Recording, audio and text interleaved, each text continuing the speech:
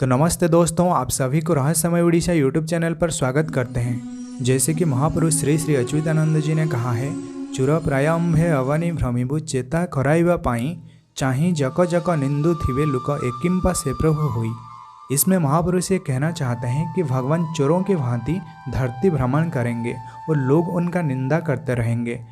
एक तो यह है कि भगवान हमेशा अपने आप को योग माया की ज्योति में ढांक कर रखते हैं, और दूसरी बात है कि ये घोर कलिकाल चल रहा है, इसलिए भगवान को पहचानना बड़ा ही कठिन होगा।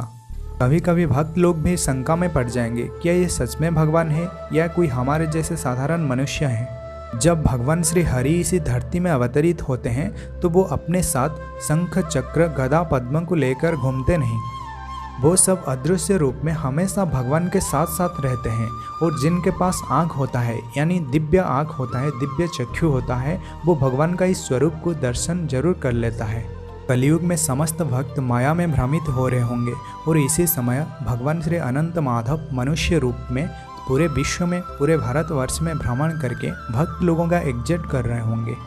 जो कि इसी समय पूरे भारतवर्ष में भगवान श्री अनंत माधव भ्रमण करके भक्त लोगों का एकजुट कर रहे हैं, और आने वाले कुछ ही दिनों में उनका नाम, माधव का नाम पूरे विश्व में गूंज उठेगा।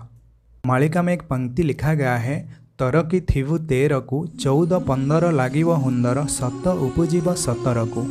ये कहने का तात्पर्य, जब भगवान को 13 अंक होगा तब इसी समय भगवान अपना दिव्य लीलाओं का थोड़ा थोड़ा प्रकट करेंगे। जब भगवान का 17 अंक होगा, इसी समय पूरे विश्व में सत्य का प्रकाश होगा। आपको पहले भी हम ये बात कह चुके हैं कि सत्य प्रकाश की भांति होता है। अगर देखा जाए तो सत्य और प्रकाश में कुछ भी फर्क नहीं होता, यानी जो सत्य है वही प्रकाश है, और जो प्रकाश है वही सत्य है। और भी कहा गया है कि सत्य ही शिव है और शिव ही सत्य है। इसीलिए सत्य को कोई भी छिपा कर नहीं रख सकता, वो एक ना एक दिन जरूर निकलेगा। ठाकुर श्री श्री अभिराम परमहंस भी कहते हैं, सत्य अनंत नाम मोर सत्य रे मोर कारोबार, सत्य को धरी थिव जही ताकू तारीवी निश्चय मोही। इसमें ठाकुर श्री श्री अभिराम परमहंस जी कहते हैं कि मेरा नाम है सत्य अनंत, और मैं हमेशा सत्य के पक्ष में रहता हूँ, यानी सत्य में मेरा आना जाना, मेरा घूमना फिरना सब कुछ होता है। इसीलिए जो इंसान अपने साथ सत्य को धारण करेगा वो हमेशा मेरे साथ साथ रहेगा। चाहे उस पर कितना भी संकट क्यों ना गिरे, मैं हमेशा उसका रक्षा करूंगा। आने वाले समय में पूरे विश्व पर जो संकट आ रहा है, और इसी पवित्र भारतवर्ष पर जो संकट आ रहा है, और इसी पवित्र उड़ीसा की धरती पर जो संकट आ रहा है, उससे कौन रक्षा करेगा। जब कई सारे देश मिलकर इसी पवित्र भारतवर्ष पर हमला करेंगे, तब इस संकट से, इस महाघोर विपत्ति से हमें कौन रक्षा करेगा। सिर्फ सत्य ही रक्षा करेगा, क्योंकि उसके पास इतना ही शक्ति और सामर्थ्य है कि वो ये सभी संकटों से हमें मुक्त कर सकता है। दोस्तों, माधव के बारे में और क्या लिखा गया है मालिका में। माधव माधव नित्य चहल पड़िव, देखिला बेल को कहीं चिन्ह न पारिव। चारों तरफ माधव का नाम गूंज उठेगा। विश्व के हर कोने में माधव के, भगवान श्री हरि के जितने भक्त हैं उनका नाम का प्रचार प्रसार करने लगेंगे।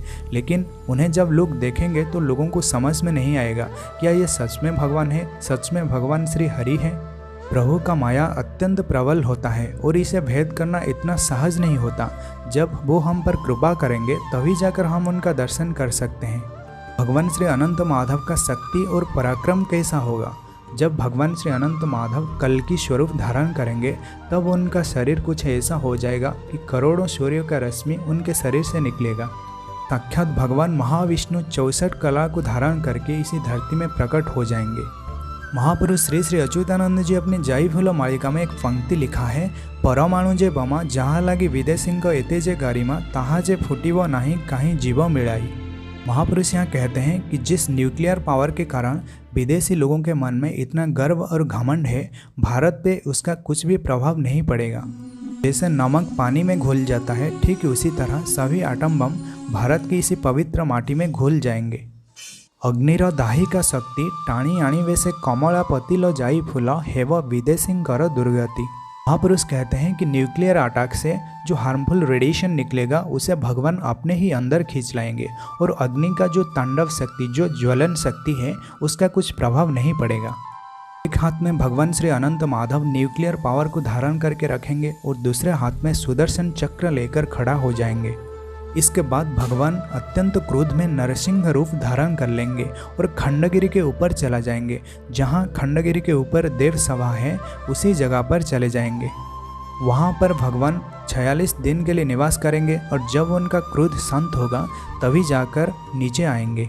तो दोस्तों, जो कुछ भी ज्ञान हमें मालिका पढ़कर प्राप्त होता है और जो कुछ भी ज्ञान भक्तों से प्राप्त होता है उसे आपके सम्मुख बोल देते हैं, क्योंकि हमें लगता है कि इसमें सबका भलाई है कि सभी सत्य को पहचाने, सत्य को जाने।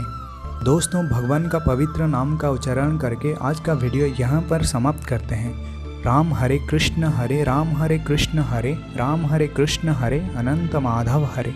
तो दोस्तों, आप सभी को जय जगन्नाथ, जय पंचसखा, जय उड़ीसा, जय भारत।